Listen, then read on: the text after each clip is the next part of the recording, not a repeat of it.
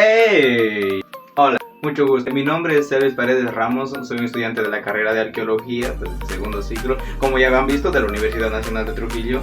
Bueno, prácticamente el día de hoy vamos a hablar de un filósofo sumamente importante, un filósofo que es prácticamente, según muchos filósofos actuales contemporáneos, que es muy difícil de entender, sus ideas prácticamente pragmáticas, sus ideas prácticamente muy elocuentes. Sin duda es un filósofo muy importante. La verdad es que me ha gustado mucho hacer este video, así que valórenlo porque entender a Hegel es bastante complejo. La verdad es que me he loqueado un poco. Es uno de los filósofos más importantes de la filosofía contemporánea y de la filosofía también moderna. Y ustedes dirán, ¿de quién es el famoso filósofo? ¿Quién es el filósofo del cual vamos a hablar? Espérenme, me voy a quitar un poquito. Acá. Ahí está. Él es Hegel. Hoy día vamos a hablar de Hegel. Aplausos. Hegel, nombre completo es George Wilhelm Friedrich Hegel. Wow, qué nombre tan complejo. Pero no solamente su nombre es complejo, sino que también su filosofía es bastante compleja. Este filósofo alemán, nacido el 27 de agosto de 1970, Stuttgart, en Württemberg, en Alemania, valga la redundancia. Su filosofía del idealismo absoluto prácticamente sentó las bases de los pensamientos actuales. También, por supuesto, vamos a hablar de su obra más importante, la fenomenología del espíritu. Primero vamos a definir prácticamente lo que quiere decir Hegel con el espíritu, ¿no? Y la fenomenología. Tomemos en cuenta que el espíritu no viene siendo un ser espiritual, una alma, ¿no? Para Hegel, la idea pues de Kant, donde prácticamente el espíritu no lo denominaba un ser flotante, un ser translúcido, sino como más bien el tipo de conocimiento, o más bien la conciencia que va avanzando a lo largo pues de la vida, ¿no? Vamos a partir de esta iniciativa donde Hegel prácticamente lo toma de esta manera, que próximamente él en el futuro prácticamente presentaría tres tipos de espíritu: un espíritu subjetivo, un espíritu objetivo y un espíritu absoluto. Por su parte, fenomenología viene desde la idea de la metafísica de Kant, donde significa prácticamente las cosas percibidas a través de los sentidos, ¿no? Y absorbidas en nuestra conciencia. Él prácticamente lo denominaba neunómenos, esa cosa percibida, esa cosa vista visualmente, ¿no? La fenomenología vendría siendo prácticamente el estudio de los fenómenos, de las cosas que suceden o las manifestaciones de la realidad. Por eso en su obra más importante, la fenomenología del espíritu, prácticamente vendría siendo el estudio de las manifestaciones de la conciencia.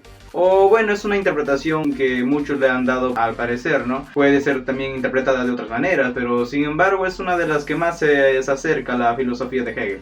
O también prácticamente como historia de las manifestaciones de la conciencia, ya que prácticamente Hegel lo estudia la conciencia, el espíritu, el conocimiento desde un punto de vista histórico, y cómo ha ido evolucionando, valga la redundancia, pero también cómo puede llegar a un punto límite, lo que él denomina espíritu absoluto, como ya he mencionado. Para eso mismo, Hegel presenta prácticamente una dialéctica, o sea, un choque entre dos diálogos, pero que construyen, ¿no? La tesis, antitesis y síntesis. Tesis, la propuesta inicial; antítesis, su contraposición; y síntesis, prácticamente la unión entre ambas, una reconciliación, una construcción. Si bien estas propuestas de síntesis, tesis y antítesis no fue presentada por Hegel, pero bien que ayuda a entender su filosofía. Vamos partiendo de estas dos ideas contradictorias. Esta tesis y esta antítesis prácticamente polos opuestos, si los denominaríamos de esta manera, una contraposición entre ambas, un choque furioso, de lo cual va a surgir algo nuevo, ¿no? Que sería prácticamente la síntesis, ese entendimiento, lo cual daba a conocer prácticamente Hegel.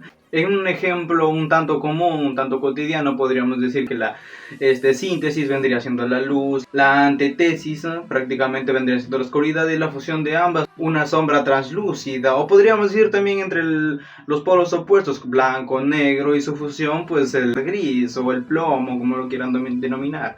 Una fusión, un entendimiento entre ambas, y llegan a una conclusión, a un entendimiento en donde las dos unifican algo prácticamente nuevo. Hegel no presenta esta triada dialéctica donde la síntesis, tesis y antítesis, sino que él maneja, digamos, otros conceptos como son los Setzung, que prácticamente vendrían siendo la posición; Gegensatz, que prácticamente vendría siendo su contraposición; y el Augeven, que prácticamente vendría siendo la superación o la unión entre ambas, ¿no? El Sexun, o sea, la posición inicial, el lugar, digámoslo de esta manera, de donde partimos, ¿no? Mientras que llegamos a un fin, ¿no? A una llegada, es la contradicción o lo opuesto. Esta contradicción, esta oposición, te vendría siendo pues la llegada, el punto de consecuencia de la posición, del punto de partida. Es como si tú quisieras correr una maratón, tienes una carrera inicial, ¿no? Desde donde partes hasta pues a la meta, donde surgimos desde el punto de partida de la carrera, ¿no? La posición está en donde estás.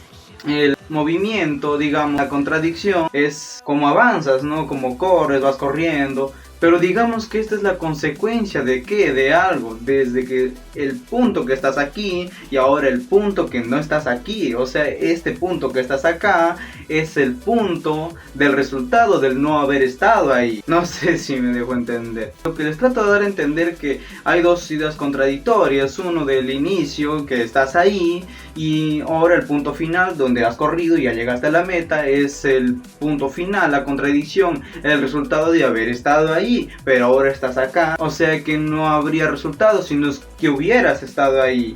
Me refiero a que si no existe la posición inicial, tampoco puede existir el resultado final. Si no estás aquí, no estás ahí.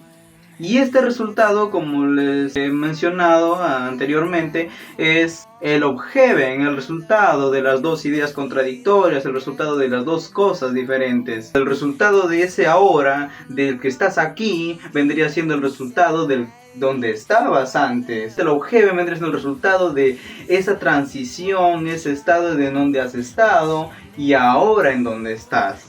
Es como decir todo nuestro corrido de nuestra vida, partiendo desde la niñez, ese punto inicial, y ahora digamos que estás acá, en el presente, en la realidad. Todo ese proceso, esa triartía, vendría siendo eso, el ejemplo de tu vida. No puedes ser tú si no has estado en esa niñez, o sea, eres tú prácticamente la hora porque has superado esa niñez, ese punto de partida, esas vivencias, ese coraje que te ha hecho avanzar hasta acá. No podríamos decir que eres tú sin que haya sido él, el niño, el pequeño, el que estuvo ahí desde el punto de partida.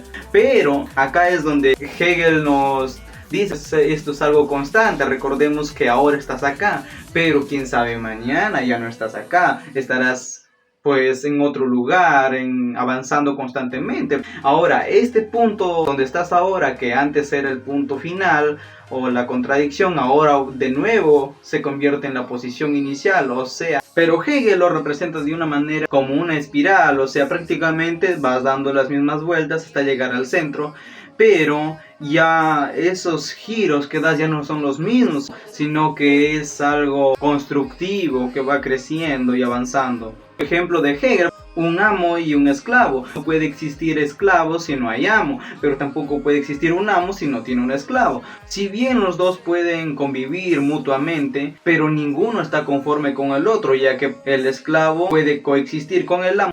No está conforme con que sea el esclavo. Sin embargo, si el esclavo se convierte en amo, el amo ya no está conforme de que sea prácticamente el esclavo. Digamos que si el esclavo hace algunas cosas, no sé, el trabajo que él realiza vendría siendo pues del amo, ¿no? Así que él no se encuentra en un estado de tranquilidad, no está conforme con esto. Esto próximamente influiría en el pensamiento de Marx, pero él obviamente lo adaptaría mucho más a su filosofía. Pero acá también tenemos otra idea que nos da Hegel para entender un poco más de la triartía, ¿no? Donde coloca el ejemplo del manzano o del árbol, partiendo desde el punto donde es semilla y luego viéndole el punto final donde prácticamente ya es árbol, ¿no?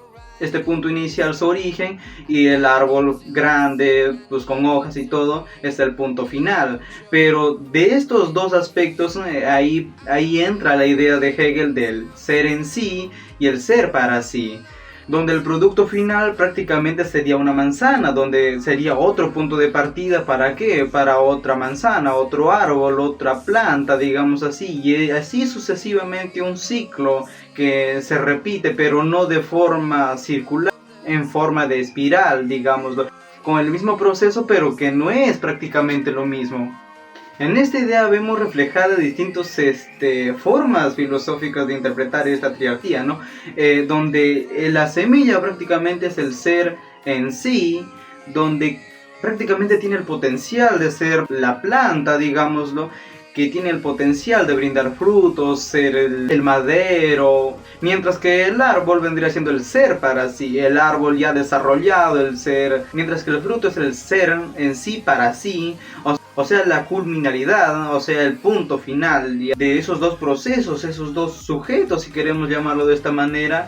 En un ejemplo del conocimiento de una vida universitaria, vendríamos diciendo que el niño del nido, del jardín, tiene el potencial en su cerebro de adquirir conocimiento, tiene el potencial en sí para desarrollarse. Pongamos un profesional, una persona con título universitario, ya es un ser desarrollado con sus capacidades intelectuales ya aptas como para poder otorgar la síntesis, ese algo que va a permitir que otro niño, que otra persona desarrolle nuevas capacidades intelectuales, donde el punto inicial es el ser en sí, ese estado donde el espíritu subjetivo, es el estado de inconsciencia que tiene potencialidad. Es lo que Hegel mencionaba, la conciencia en sí misma, mientras que el ser para sí, el ser objetivo, vendría siendo ese estado de conciencia donde en cambio el ser en sí para sí prácticamente es el estado de conciencia del retorno del espíritu en sí mismo, que abarca toda la realidad. Es prácticamente el espíritu absoluto que decía Hegel. En sí hay muchísimas cosas que mencionar acerca de Hegel. Es una de las filosofías más complejas que he encontrado hasta ahora, sin embargo ha sido altamente influenciable para el conocimiento humano, tanto también en el aspecto de la pedagogía, en el aspecto del conocimiento, ya que pues es algo metódico si lo vemos de esa manera, surge de algo y termina en algo para informar en algo, así como los profesores informan o otorgan conocimiento a los pequeños, que esos pequeños próximamente serán el futuro de esta realidad. Y si se preguntan qué medios he usado o cuáles mis fuentes bibliográficas o al menos de dónde es que he sacado la información, pues les dejo acá fuentes en caso quieren observarlos o de alguna manera profundizar más acerca del tema que vagamente les he dicho o les he informado. Les agradezco por haber visualizado este video. Espero que les haya gustado, les agradezco mucho por ver este video y viva la filosofía.